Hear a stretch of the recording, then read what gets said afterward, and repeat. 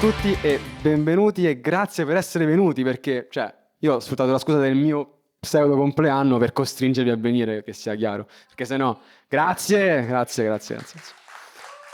Perché se no, se vi avessi venduto uno speech su Bitcoin, magari qualcuno di voi avrebbe detto, ma perché devo venire a scoprirmi un'ora e mezza di tante chiacchiere? Però, visto che questo qua è un tema che, come molti di voi sanno, mi ha preso molto, a cui tengo molto, e su cui penso ci sia troppa disinformazione e troppi pregiudizi e misconceptions. Scusate. Ho deciso di fare questo almeno per le persone che mi sono vicine, quindi amici, parenti e colleghi, perché ho detto almeno nella mia piccola cerchia voglio poter dire guardate che Bitcoin è una certa cosa, oltre quello che magari avete sentito o che pensate. Perfetto, detto ciò, oggi sarà molto tranquillo, molto discorsivo, niente di tecnico. Giustamente devo fare così. Mannaggia. Ok, iniziamo con chi sono io. Molti di voi mi conoscono e sapete quindi che sono un pazzo. Io sono un ingegnere gestionale, uno sviluppatore web e oggi però sono nelle vesti di Bitcoiner. Bitcoiner è uno che è appassionato di Bitcoin. Chi non sono io, non sono un promotore finanziario, non sono un venditore, non vi devo convincere assolutamente a comprare mai niente. Quello che proveremo a fare oggi è rispondere a queste due domande. Che cosa è Bitcoin? Ma soprattutto perché Bitcoin? Cioè, perché nasce? Perché dovremmo, dal mio punto di vista, almeno comprendere come è fatto, la sua proposizione e quindi perché dovremmo un po' approfondire e studiarlo. Vorrei cominciare con questa piccola gag che ho trovato su internet di questa, penso, famigliola. È una fregatura il Bitcoin, cancaro. Cancro, che è su cancro? Dopo Lululu ha detto, signori, fa una domanda, cosa ne pensate del Bitcoin? Bitcoin, no, lascia perdere. Una fregatura. Una fregatura. No, se ci sai fare c'è un guadagno, se ci sai fare No, tocca io l'ho perso invece, Tony. Avanti. C'è mio fratello che l'ha avuto i Bitcoin e si è pagato le bollette, un viaggio, e vacanze, tutto. Sì. No, io All'inizio mi forse ti hanno faranno fregato. vincere qualcosa. Dopo ti fregano quello e te ne quello. Mi è successo a me. Chi abbiamo qua? Parafrasando Aldo, Giovanni e Giacomo, abbiamo degli ignoranti, ovvero persone che ignorano ciò di cui stanno parlando. Abbiamo lo speculatore, Tony, che dice se ci sai fare c'è il guadagno, quindi uno che è convinto che con Bitcoin tu ti possa arricchire perché conosce qualcuno che ce l'ha fatta. Poi abbiamo le altre persone, vabbè, che danno fiato alla bocca così, e poi abbiamo la saggia che dice magari ti faranno vincere qualcosa oggi, ma poi ti prendono tutto, perché magari associa Bitcoin a uno schema Ponzi, a una truffa, magari in cui è stata coinvolta lei stessa. Ripeto, queste persone non sanno ciò di cui stanno parlando, perché se no... Perfetto, quindi per dare giusto un'introduzione, perché come vedete noi non parleremo subito di Bitcoin, diamo giusto una definizione. È una criptovaluta decentralizzata basata su una tecnologia chiamata blockchain che consente transazioni digitali sicure e pseudo-anonime senza l'intermediazione di banche o governi. Tuttavia, per comprendere Bitcoin, io sono convinto che bisogna comprendere l'evoluzione del denaro. Cioè che noi tutti viviamo col denaro, no? Con i soldi, andiamo a fare la spesa, ti iscrivi in palestra, vieni pagato, lavori per il del denaro. Ma magari non ci siamo mai interrogati su come funziona il denaro, come viene creato il denaro. E quindi oggi insieme faremo una carrellata in cui raccoglieremo 2000 e più anni di storia per vedere quali sono stati quei 4 macro passaggi che hanno portato all'evoluzione del concetto di denaro. Non soldi, cioè il denaro inteso come mezzo di scambio, mezzo di valore. Partendo dal baratto, passando per la nascita delle monete, la nascita delle banconote fino all'arrivo dell'odierno denaro digitale. Quindi, partiamo dal primo. baratto, quello che studiamo alle elementari, no? Quindi c'è Andrea che è un agricoltore, c'è Marco che è un pescatore, hanno dei bisogni incrociati perché Andrea non vuole mangiare tutti i giorni mele e Marco non vuole mangiare tutti i giorni pesce. E quindi un bel giorno dicono, sai che c'è, facciamo un baratto, facciamo lo scambio.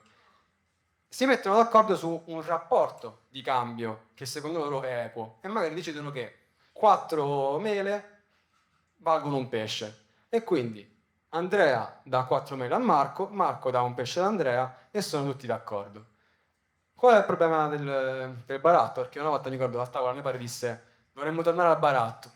No, perché il baratto oggi non è scalabile, questa parola che molti di voi conoscono, no? Che vuol dire che non scala? Fino a che abbiamo una piccola comunità con pochi prodotti, il baratto va bene perché bastano pochi rapporti tra i prodotti. Quindi immaginiamo che io produca mele, Francesco produce pere e Luca produce banane. Quindi dovremmo avere solo per 3 prodotti, dovremmo avere un rapporto mele, banane, ok? Questo, se immaginiamo già una piccola società di 50 persone in cui ognuna è specializzata nella produzione di un bene o di un servizio, noi avremmo 50 in classe 2, che erano addetti ai lavori, 1225 coppie. Quindi solo per 50 prodotti noi dovremmo andare in giro con un libro mastro dove io per ogni prodotto che ho 1200 righe per tutte le varie combinazioni. In un mondo come quello di oggi in cui noi viviamo in un mondo globalizzato, quindi i prodotti vengono da tutto il mondo, cioè già al supermercato ci saranno centinaia di prodotti, al centro commerciale ce ne sono migliaia, sul pianeta ce ne sono n migliaia. Quindi non è scalabile, non è fattibile. Quindi cosa serve per aiutare il baratto a evolversi? Serve un mezzo che faccia da ponte, in cui Marco converge su quel mezzo dove anche Andrea converge e entrambi riconoscono il valore di quel mezzo comune. Detto in altre parole, ci serve la moneta.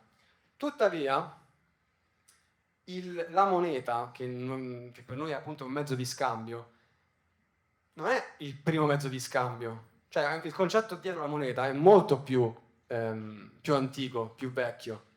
Perché a scambiare non è un qualcosa di fisico, è il valore che sto scambiando. Quindi la moneta deve in qualche modo preservare il valore. Nel corso della storia, infatti, prima delle monete, ci sono stati svariati oggetti che hanno adempiuto allo scopo di mezzo di scambio. Ad esempio, le conchiglie, delle perline in Africa o delle asce da guerra. Cosa hanno però in comune tutti questi oggetti? Sono scarsi, o perlomeno lo erano in quel momento storico e in quel determinato luogo in cui erano stati adottati come mezzo di scambio. Le perline perché erano molto difficili da produrre con la tecnologia dell'epoca, le conchiglie perché eravamo su un'isola, quindi quelle erano le perline, non ne potevi produrre di nuove, e le asce perché venivano realizzate da una particolare tribù in Africa che una volta estinta nessuno aveva ereditato quella competenza per creare quelle asce e di conseguenza erano uniche, finite, nessuno poteva crearne di nuove. Bene, qual è quel mezzo di scambio che nel corso della storia si è verificato e ha verificato mantenere diciamo, a livello internazionale su tutti i popoli, anche senza che si mettessero d'accordo, il ruolo di mezzo di scambio? L'oro. Perché l'oro? Perché ha delle proprietà chimiche uniche. L'oro non si deteriora nel tempo, è resistente alla corrosione, all'ossidazione, alla ruggine. Quindi in altre parole l'oro mantiene il suo aspetto tale nel corso dei secoli, nel corso dei millenni. E inoltre l'oro è un bene scarso, è molto difficile da estrarre e costoso da estrarre. Di conseguenza la produzione di oro è limitata. E quindi è questo il concetto a cui dobbiamo attaccarci. Scarsità uguale valore. L'aria che respiriamo noi oggi è preziosa per la vita, senza l'aria noi non potremmo vivere, no? Eppure noi lo scambiamo. Non vado al mercato e mi dice, senti, questo quanto costa? 1 metro cubo d'aria. Non la usiamo perché? Perché c'è in abbondanza, perlomeno oggi l'acqua è facilmente respirabile, sebbene sia molto più preziosa di qualunque perlina, pezzo di metallo o altro. Facciamo quindi un salto e arriviamo all'effettivo ruolo che ha la moneta. La parola moneta è carina come storia perché origina dalla dea del Pantheon romano, Giunone Moneta, ovvero Giunone ammonitrice, colei che ammone, che aveva un tempio in realtà qua dietro al Campidoglio. Qual era la pratica? I fedeli portavano l'oro al tempio per onorare la dea, ma che ci facevano? Cioè, a un certo punto c'ho un piatto d'oro, c'ho un candelabro, c'è una cosa così, che ci faccio? Decidono di fondere quell'oro e di creare dei dischetti tutti uguali in peso e forma e misura. Le monete. Quindi le monete prendono il nome da Giunone Moneta, appunto. Facciamo un salto temporale, arriviamo al III secolo d.C., un grosso salto temporale, e cosa accade? Siamo nell'impero romano, campagne militari su campagne militari, c'è una crisi economica e finanziaria per il finanziamento di campagne militari, e quindi Roma decide di, cavolo, abbiamo finito i soldi in cassa, che facciamo? Cominciano a fare due processi. Uno era chiamato limatura, quindi andavano a tagliare gli angoli delle monete, rendendole sempre tonde, no? Però taglia di qua, taglia di là, un pezzo di qua, un pezzo di là, faccio un'altra moneta. E ne taglio 100 e faccio tante altre monetine più piccole. E quindi che cosa hanno fatto? Hanno in qualche modo aumentato la massa monetaria, ma il valore dell'oro era sempre quello di partenza. Oppure diluivano le monete con metalli meno preziosi, rame o altro. Quindi le monete in circolazione erano aumentate, ma il valore complessivo era diminuito. Cosa nasce? Svalutazione monetaria. E poi una cosa che noi dovremmo conoscere molto bene, inflazione. Facciamo un altro salto nel tempo e arriviamo alle banconote come mezzo di scambio. Le banconote nascono nell'Antico Oriente, già Marco Polo ne parlava nei suoi viaggi alla corte di Gengis Khan, e nascono come un contratto. Banconota, nota da banco o fedi di credito. Quindi tu andavi in una filiale, loro ti depositavi dei metalli preziosi e loro ti rilasciavano appunto una nota da banco, perché appunto inizialmente fatta o in banco o su un bancone. Cosa c'è scritto su quella nota? Alessandra possiede 100. Quindi io, magari, per spostarmi, non mi devo caricare magari delle mie 100 monete d'oro, che magari sono scomode, pesanti, mi devo preoccupare di tenerle al sicuro. Mi porto questo pezzetto di carta e me lo porto con me dove vado, sapendo che poi posso andare in un'altra filiale, mostrargli quella nota da banco, farmela riconoscere e riprendermi il valore depositato, o a mia volta darla a qualcun altro che a sua volta avrà la possibilità di riscattarlo in filiale. Quindi essenzialmente è un contratto rappresentativo del possesso di un sottostante però è importante, precedentemente depositato. Altro salto nel tempo. 1944. La seconda guerra mondiale è agli sgoccioli, il mondo è da ricostruire e l'America si propone come potenza vincitrice, sia militarmente che economicamente, e di conseguenza si propone come quella che può portare stabilità nel mondo. E quindi che fa? Convoca tutti i paesi a Bretton Woods, negli Stati Uniti, e creano il cosiddetto gold standard. Che cos'è? È uno standard economico basato sulla disponibilità aurea degli stati. Ci ricordiamo, no? Oro, scarsità, quindi valore. E che fanno? Ancorano il numero di dollari, cioè ancorano i dollari alle riserve auree americane conservate a Fort Knox, e a loro volta ancorano le altre valute internazionali al dollaro. Quindi abbiamo la lira, ad esempio, sta al dollaro come il dollaro sta all'oro. In questo modo quindi anche la lira a sua volta è legata in qualche modo all'oro. E questo genera stabilità economica. Va bene? Va tutto bene fino a quando 1971 gli americani stanno combattendo la guerra in Vietnam e si accorgono di una cosa: stanno finendo i soldi. I forzieri americani si stanno esaurendo, però abbiamo una guerra in corso. Come facciamo? Ci servono altri soldi. Ma se i soldi li posso produrre in funzione dell'oro che ho e non c'ho oro, come faccio? Se ne sono usciti così. Il 15 agosto 1971, il giorno di Ferragosto, magari la gente stava male, tranquilla, Nixon, presidente americano in quel momento, si collega e dice queste parole agli americani. The strength of a nation's currency is based on the strength of that nation's economy. And the American economy is by far the strongest in the world. Accordingly, I have directed the Secretary of the Treasury to take the action necessary to defend the dollar against the speculators. I have directed Secretary Connally to suspend temporarily the convertibility of the dollar into gold or other reserve assets, except in amounts and conditions determined to be in the interest of monetary stability and in the best interest of the United States. Now, what is this action, which is very technical, what does it mean for you? Let me lay to rest the bugaboo of what is called devaluation. If you want to buy a foreign car or take a trip abroad, market conditions may cause your dollar to buy slightly less. But if you are among the overwhelming majority of Americans who buy American-made products in America, your dollar will be worth just as much tomorrow as it is today. The effect of this action, in other words, will be to stabilize the dollar. E ha detto delle parole chiave. Ha detto: sospenderemo momentaneamente la conversione del dollaro con l'oro. Momentaneamente. Quello del 71, siamo ancora in quella situazione. Quindi non ci siamo mai più mossi dal fiat standard. Cos'altro dice? Dice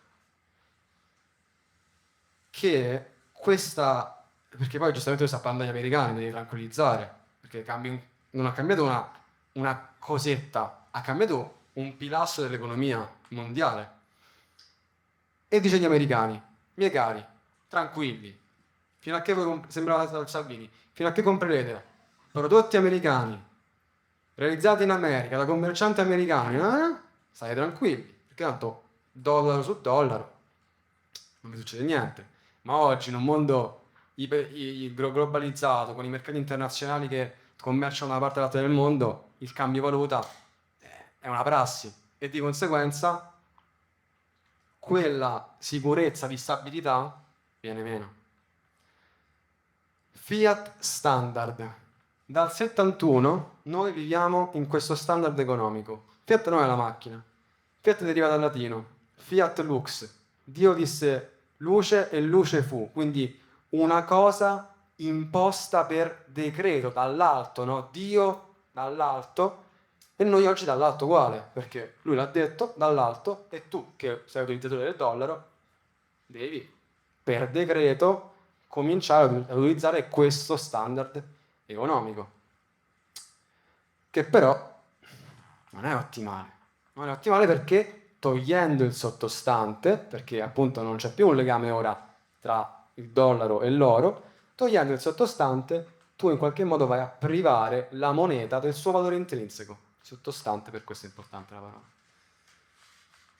Quello era l'America 50 anni fa, ma ovviamente l'America ha dettato uno standard che tutto il mondo poi ha seguito. Oggi non è che il dollaro vive nel fiat standard, tutte le valute mondiali vivono nel fiat standard, euro compreso ovviamente. Leggiamo l'account Twitter della BCE. È la banca centrale degli europei e della sua valuta, l'euro. E il suo scopo principale è mantenere il potere d'acquisto dell'euro stabile. Lascia poi le conclusioni. Quello è il potere d'acquisto dell'euro nel corso degli ultimi 20 anni ed è sceso del 30%. Perché? Il denaro fiduciario non c'è sottostante, la fiducia è riposta nell'emittente, quindi quell'euro vale finché io riconosco il valore di chi lo emette. Nel momento in cui io non riconosco per un motivo X la Banca Centrale Europea o qualunque altra banca centrale, carta, numerini su un conto, su un database, non c'è sottostante, non c'è valore. E il grafico parla chiaro. E la cosa che a me fa arrabbiare ancora di più è che magari al telegiornale avete sentito in questi giorni l'inflazione è rientrata sotto il 2%. L'inflazione è calcolata anno su anno. Quindi non vuol dire che i prezzi tornano a scendere, vuol dire semplicemente che sono aumentati di meno di quanto fossero aumentati nel periodo precedente, ma sempre aumentati sono. E infatti in questo scenario comunque fa un po' sorridere questo intervento di Mario Draghi. You know, a euro today is a euro tomorrow. Its value is stable.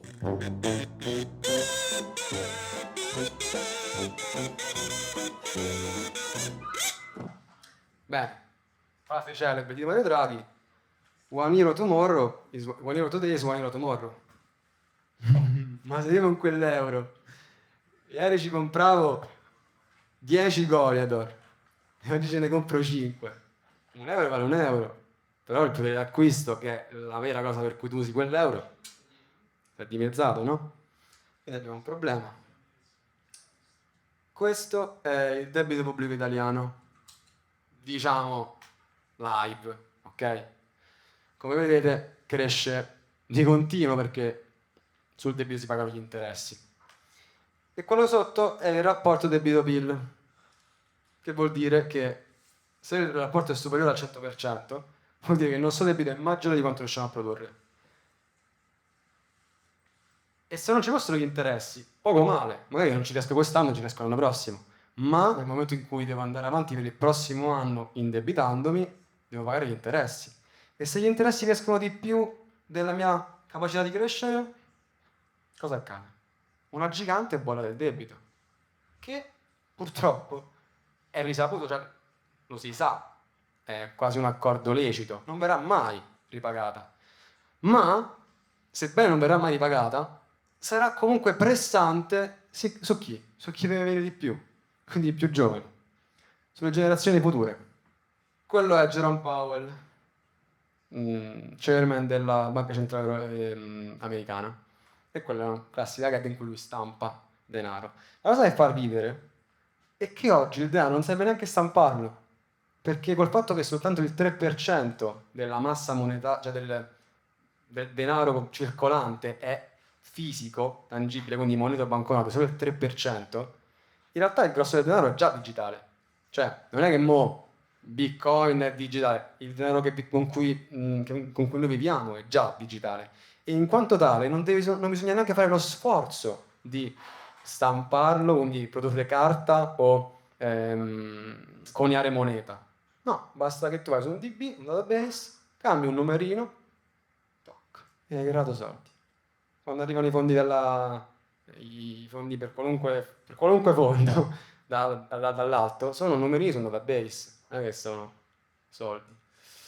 E quindi, diciamo, questo sistema centralizzato è un po' scricchiolante, ha un po' di problemi. Attenzione, io non dico che sia facile, cioè non dico che loro siano cattivi, dico soltanto che lo scopo che si sono proposti di adempiere, magari perché è talmente arduo che non c'è una soluzione, in quanto è proprio marcia alle radici, non si riescono ad adempiere al loro scopo. Quindi, ricapitolando, quali sono i problemi del denaro fiduciario, del denaro fiat? Inflazione, controllo centralizzato, commissione e nettezza delle transazioni e accesso limitato ai servizi bancari. Dell'inflazione abbiamo già parlato. Controllo centralizzato. Che vuol dire? Quando noi effettuiamo un pagamento, io voglio mandare soldi a Umberto, io mando soldi, cioè la mia banca comunica con la banca di Umberto che poi gli richiede i soldi. Quindi non c'è un collegamento diretto tra me e Umberto, c'è un ponte che è la banca, un centro che è la banca, che autorizza o non autorizza la transazione.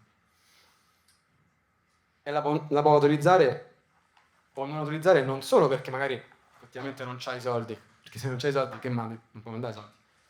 Ma per come è fatto tecnologicamente il sistema, è incredibilmente facile bloccare una transazione nel momento in cui tu, per un qualunque motivo, diventi un personaggio, diciamo, scomodo al sistema. Ok? Noi viviamo nel primo mondo, sono realtà distanti da noi potenzialmente, che sentiamo al telegiornale, ma sulle quali magari non riflettiamo.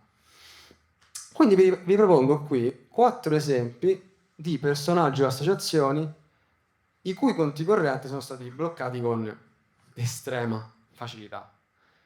Il dissidente politico recentemente defunto Alexei Navalny, acerrimo nemico di Putin, al quale è stato bloccato il conto corrente suo, della famiglia e dei principali vertici della sua associazione. Se tu mi blocchi i soldi, mi blocchi tutti i conti correnti, nel mondo d'oggi tu non sai niente, non puoi fare niente, zero. Quindi avere il controllo centralizzato del denaro è un problema, potenzialmente. L'artista dissidente cinese Wu Jiakao, che è scappato da Pechino perché perseguitato, è arrivato in Svizzera, nella neutrale Svizzera, convinto di poter aprirsi un conto, stare tranquillo, ma anche lì, su pressioni da Pechino, gli hanno fatto chiudere il conto corrente. I camionisti canadesi sotto il Covid, i Freedom Convoy, che hanno ricevuto una quantità impressionante di donazioni da tutto il mondo per portare avanti le loro manifestazioni, tutto bloccato da un giorno all'altro. È intervenuto il presidente canadese e ha bloccato tutto. E infine Julian Assange, al quale il conto corrente fu bloccato subito dopo l'arresto, sia a lui che alla famiglia che a Wikileaks. Quindi noi viviamo nel primo mondo, ma queste in realtà sono possibili. Cioè, per un motivo X, se io dovessi in qualche modo venire coinvolto in un'indagine in cui magari non c'entro niente, potenzialmente con estrema facilità potrei essere escluso e quindi in qualche modo privato di un'enorme libertà dal sistema monetario. Ovviamente tutte queste persone sono state aiutate e supportate ad andare avanti da Bitcoin. Bitcoin è incensurabile, non puoi fermare una transazione Bitcoin. Se io ho un indirizzo e voglio donare a te e ho i fondi per farlo, non c'è il famoso ente centrale che mi fa rimbalzare la transazione. È da me a Umberto. Nessuno potrà mai fermare la mia transazione. Tutti quanti aiutati da Bitcoin. In particolar modo ricordo la storia di Julian Assange, che è stato recentemente liberato, no? Ma per tornare a casa sua avrebbe dovuto pagare un jet da $500.000. Non c'erano i soldi. La moglie ha scritto questa cosa sui social. In mezz'ora un donatore anonimo ha coperto l'intera cifra pagando in Bitcoin. Ha mandato $500.000, 10 minuti. Sistema bancario, oltre a dover giustificare perché li stai mandando, a parte noi, c'è una importante fetta del mondo che, secondo il Fondo Monetario Internazionale, corrisponde a 1,4 miliardi di persone che sono completamente unbanked. Che vuol dire unbanked? Che sono completamente fuori dai circuiti bancari, quindi non hanno un conto in banca banalmente.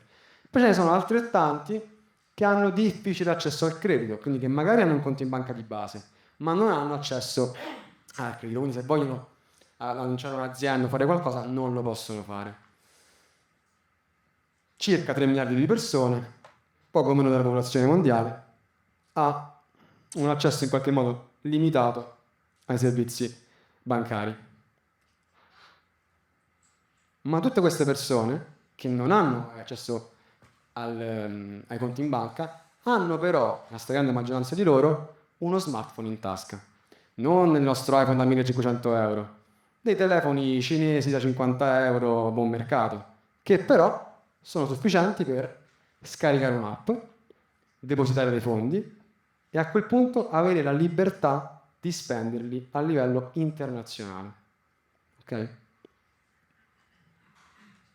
Quindi, in contrapposizione ai problemi, diciamo, del sistema fiat, Bitcoin propone decentralizzazione, perché Bitcoin si basa su una blockchain che è decentralizzata, che vuol dire che non c'è un punto di fallimento, non c'è un server che devi mettere giù, dovresti metterne giù centinaia di migliaia potenzialmente a regime un giorno. Ma già oggi è infattibile. Inflazione controllata. Questa è una cosa chiave, importantissima. Di Bitcoin ce ne potranno essere soltanto 21 milioni. Dico ce ne potranno essere perché l'inflazione è controllata, vuol dire che i Bitcoin ad oggi vengono costantemente creati. Ogni 10 minuti circa vengono creati nuovi Bitcoin. Oggi siamo circa a 19 milioni e mezzo. Ma una volta raggiunti i famosi 21 milioni, stop. Non ce ne possono essere di nuovi. Quindi non si può andare a inflazionare Bitcoin, perché non ne puoi creare di nuovi. Il protocollo non lo permette. Transazioni istantanee, tramite evoluzioni di Bitcoin come il Lightning Network, e inclusività finanziaria. Come dicevo prima, Bitcoin non guarda in faccia a nessuno. Se tu hai un wallet e hai accesso a dei fondi che tu vuoi spendere, che tu sia bianco, di colore, cinese, giapponese, etero, LGBT, quello che vuoi essere, a qualunque categoria tu appartenga, se hai la possibilità di spendere, Bitcoin ti farà spendere e muovere i tuoi fondi. Non potrà mai fermarti. Proviamo quindi ora a entrare un pochino più nel dettaglio del che cos'è Bitcoin. Bitcoin è un codice informatico. Tu apri il tuo computer, scarichi un programma e fai girare la blockchain di Bitcoin. Fine. Tutti noi lo possiamo fare, contribuendo appunto alla decentralizzazione della rete. Si basa su una tecnologia, time chain, comunemente nota come blockchain, che appunto non è altro che una catena di blocchi, dove ogni blocco contiene delle transazioni, quelle che io faccio a Umberto, a Luca e via dicendo. Ogni transazione è scritta in un blocco, incisa nella blockchain, e una volta che è scritta nel blocco non può essere più cambiata, perché la blockchain di Bitcoin è immutabile. Bitcoin però è anche uno strumento politico, perché nasce con un'idea in qualche modo legata alle azioni che prendono i politici. E infine è uno strumento di rivoluzione, pacifica, ma comunque una rivoluzione. Perché ho detto politico e strumento di rivoluzione? Vediamo un attimo perché. Politico, quello che vedete qua, questi codici strani, è il blocco Genesis della blockchain di Bitcoin. Quindi è il primo blocco che è stato creato, minato si dice. E Satoshi Nakamoto, il fondatore di Bitcoin, ha scritto quasi un commento, un easter egg nel primo blocco. Il cancelliere è sull'orlo del secondo salvataggio per le banche. Questo titolo è questo qua. Ok? È il titolo del giornale The Times. Di quando? Di quando, dopo la crisi dei mutui subprime, fallimento di Lehman Brothers, gli stati si stavano preparando in qualche modo a effettuare un ulteriore bailout. Bailout vuol dire che lo Stato va a salvare la banca dal fallimento. Come? Per magia, no? Creando soldi finti. E poi abbiamo qua, sulla destra, un'intervista che risale a 40 anni fa. Friedrich von Hayek, economista austriaco, premio Nobel per l'economia, ha profetizzato 40 anni fa Bitcoin. Perché? Erano passati 13 anni dall'arrivo del fiat standard, e dopo 13 anni lui dice queste cose. See, the great trouble is the money wasn't allowed to develop further. After 200 or 300 years of coins, all governments put their hands and stopped any further developments. You were not allowed to experiment on it. Money hasn't been improved. Money has rather become worse in the course of time. Government said it must not develop any further. And what we have had since in development are matters of government inventions, mostly wrong, mostly abuses of money. And I have come to the position of asking has monetary policy ever done any good? I don't think it has. I think it has done only harm. And that's why I'm now pleading for what I've called denationalization of money. I don't believe that we should ever have a good money again before we take the thing out of the hands of government. Because we can't take them violently out of the hands of government. All we can do is, by some sly roundabout way, introduce something they can't stop. Cioè, Hayek è impressionante perché più di 20 anni prima della pubblicazione del white paper di Bitcoin, dice, innanzitutto si schiera ovviamente contro le politiche monetarie interventiste da parte degli stati. Quindi secondo lui cosa ha detto? Ha detto che il denaro non si è più evoluto. Non parla di soldi, parla della tecnologia. Cioè il denaro è una tecnologia che si è evoluta come dal baratto alle monete e via dicendo. È una tecnologia, non è il soldo. E questa tecnologia, da quando siamo nel sistema fiat, in cui quindi è un ente centrale all'alto che la definisce, non si è più evoluta. Cioè, la cosa che fa riflettere è che nel corso della storia nessuno aveva detto «Oh, vi dovete mettere d'accordo e accettare l'oro». No, le persone hanno riconosciuto di spontanea volontà che l'oro era uno strumento adatto a fare da mezzo di scambio e lo utilizzavano. Non gli era stato detto o imposto. Quindi la tecnologia poi si era evoluta. Oggi non si evolve più, perché così è e così deve stare. E quindi lui che dice? Ovviamente è contrario a questi interventi e dice non penso che avremo mai più un sistema di denaro sano, con denaro buono, good money, a meno che non troviamo un modo per togliere quel potere del controllo economico dall'ente centrale. E aggiunge, ma non lo possiamo fare con la violenza. Non lo possiamo fare con la violenza, anche perché l'ente centrale in qualche modo che ha accesso al denaro può influenzare le masse, finanziare interventi anche violenti sui rivoltosi, mettiamola così, no? Quindi non si può fare con la violenza. Ma lo possiamo fare trovando un qualcosa che aggiri questa imposizione, introdurre qualcosa che loro non possono fermare. Bitcoin loro non lo possono fermare, perché nel momento in cui io giro un nodo, tu giri un nodo, tutti girano un nodo, e tutti danziamo sulla rete, loro non possono fermare tutti, non possono spegnere Bitcoin. Bitcoin non è un'azienda, non c'ha un consiglio di amministrazione, non c'ha una sede legale, non ha un CEO. Quindi Bitcoin non lo puoi far chiudere. Non gli mandi i carabinieri e metti i cosi rossi. Il CEO non lo puoi arrestare, non lo puoi far fuori. Quindi essenzialmente non hai un punto di fallimento singolo.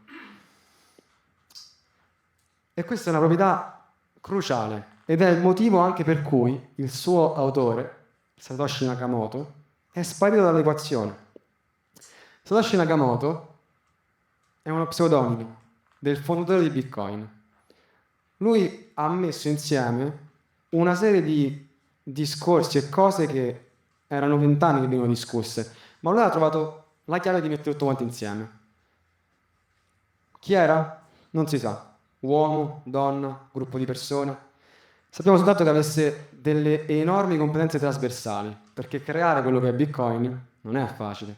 Sembrano competenze tecnologiche, economiche, teoria dei giochi, cioè è una roba complessa. E lui, per il bene suo di Bitcoin, sceglie a un certo punto di tirarsene fuori e dire lo lascio a voi, me ne tiro fuori. In questo modo Bitcoin si è evoluto in autonomia da sviluppatori open source che contribuiscono al codice, ma senza una guida dall'alto. È la comunità che guida Bitcoin ed è il protocollo alla base che non si tocca. Le regole di base non si toccano. Qual è il suo scopo? Cioè perché Satoshi Nakamoto l'ha creato? Sistema di moneta elettronica peer-to-peer. Peer-to-peer, da me a te, da te a me. Non c'è un rimbalzo, non c'è la banca, non c'è l'intermediario. Satoshi Nakamoto punta a togliere dall'equazione il sistema centrale, la banca, dai giochi. E a me quest'idea, cioè perché secondo me è forte Bitcoin? Perché mi piace molto? Perché mi piace molto l'idea. E le idee sono potentissime.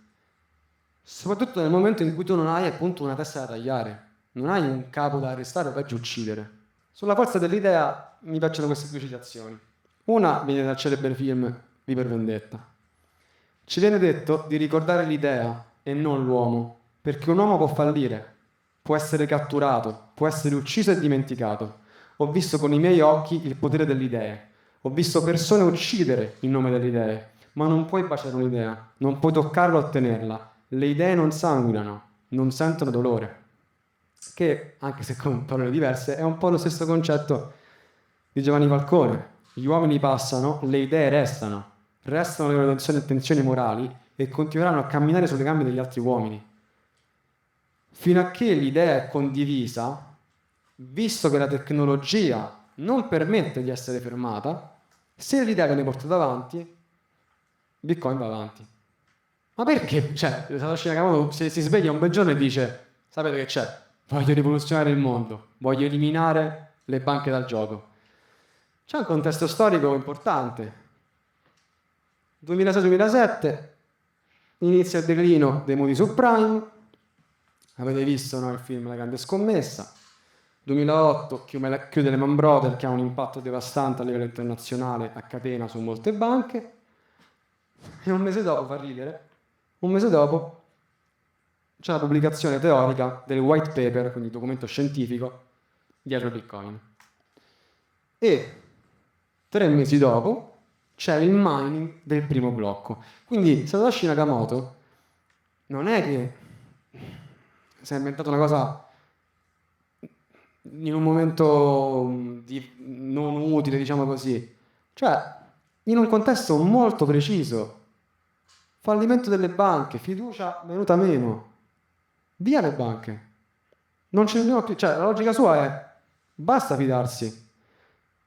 Fino a quel momento potremmo dire che comunque, cioè, le banche ci hanno fatto comodo. Cioè, è utile avere il conto in banca, pagare proposte e via dicendo. Sono servizi comunque comodi. Quindi servivano le banche, mettiamola così, erano necessarie. Ma oggi potenzialmente, grazie alla tecnologia dietro Bitcoin, non sono più così necessarie e lo saranno sempre meno. E questo è il suo scopo. Ho parlato quindi di blockchain, perché la blockchain è, diciamo, dove Bitcoin si muove, potremmo dire. Cos'è la blockchain? Facilissimo. È un libro master. Un libro con dentro tutte le transazioni scritte e là stanno. Quindi tu puoi sempre risalire in qualche modo agli spostamenti del denaro e via dicendo. Quindi immaginiamo che A abbia un Bitcoin e vogliamo andarne 0,5 a B. Quindi B ora ne ha 0,7. E questo viene scritto sulla blockchain, il primo trasferimento. Poi B ora ne ha 0,7 e poi mandarne 0,3 a C e via dicendo. Come vedete qua la freccia è dritta, peer to peer, non c'è nessuno a metà. E quindi alla fine avremo dei nuovi saldi scritti sulla blockchain. Se la blockchain parla, quella è verità. Non serve un ente che mi dica: tu hai 1.000 euro sul conto in banca. Non mi serve, io lo posso andare a leggere.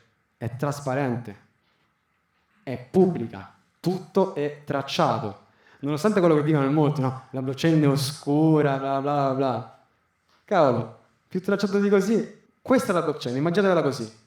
Quindi una catena di blocchi. Dentro ogni blocco ci sono delle transazioni. Questi quadratini che si vedono poco qui sono tutte transazioni. E io potenzialmente posso ispezionare ogni blocco, ogni transazione e vedere come vengono distribuiti i flussi. Tutto tracciato e tracciabile, tutto trasparente, zero privacy. Però è pseudo-anonimo. Quindi io non so che c'è dietro quegli indirizzi. Non lo so fino a che io lo mantengo tale. Ok? Quindi andiamo avanti con la blockchain, è una rete distribuita di nodi che hanno tutti la stessa versione, quindi tu non puoi affermare una cosa e un altro no dovrebbe affermare un'altra. No, siamo tutti d'accordo che la verità deve essere una e una sola. Parte dei nodi sono validatori, vabbè, ed è immutabile. Immutabile ha dei pro e dei contro.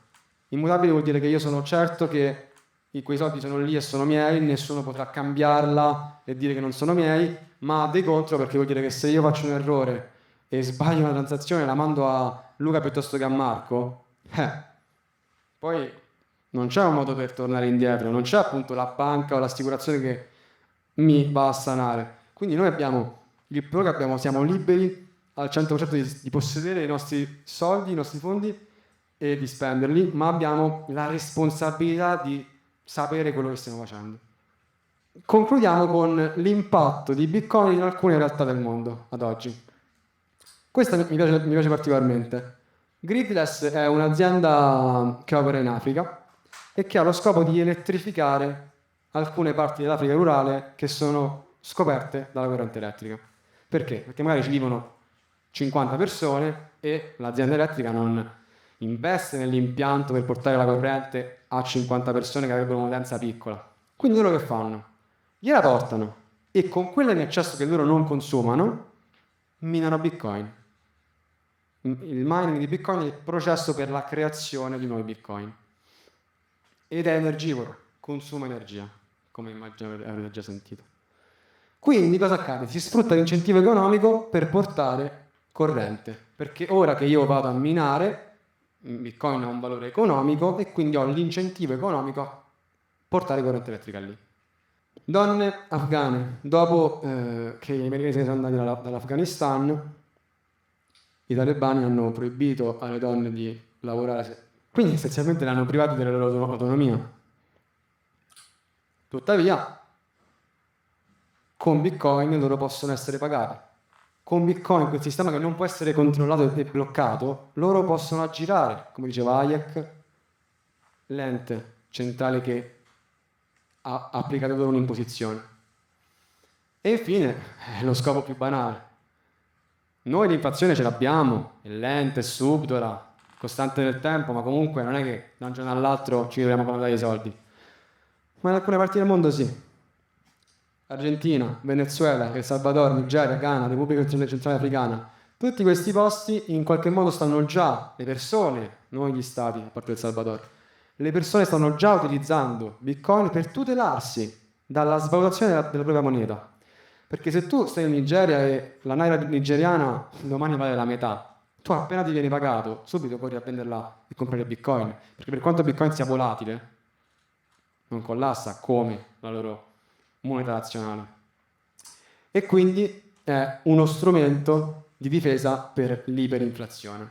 Conclusioni, quindi ricapitolando, che cosa è Bitcoin? È un asset digitale, è un atto politico, è oro digitale, perché eredita le virtù, le caratteristiche buone dell'oro, ma le evolve. La tecnologia che si evolve, no? Tornando ad Hayek, se troviamo la libertà per farlo evolvere, troviamo un modo per far sì che l'oro si evolva e che sia più commerciabile. È un'unità di conto, è un mezzo di scambio e, anche se oggi non al 100%, è una riserva di valore. Unità di conto vuol dire che puoi contarlo, un bitcoin, 2 bitcoin, 3 bitcoin, come per dare un prezzo alle cose. Mezzo di scambio, perché lo possiamo scambiare per commerciare, e riserva di valore perché, essendo scarso e finito, preserva il suo valore nel tempo. Quindi, io vi ho detto tutte queste cose che spero veramente che siano state in qualche modo utili e che magari o nuove o che vi hanno aiutato a chiarire alcuni concetti, ma questo mondo è nato per rimuovere dall'equazione l'intermediario, no? Per non fidarci dell'intermediario. E quindi vi dico un motto di Bitcoin: don't trust, verify. Non vi fidate di me, di quello che vi ho detto io oggi. Verificatelo, approfondite, leggete qualcosa, diverse fonti, provate a, in definitiva, studiare Bitcoin. Grazie.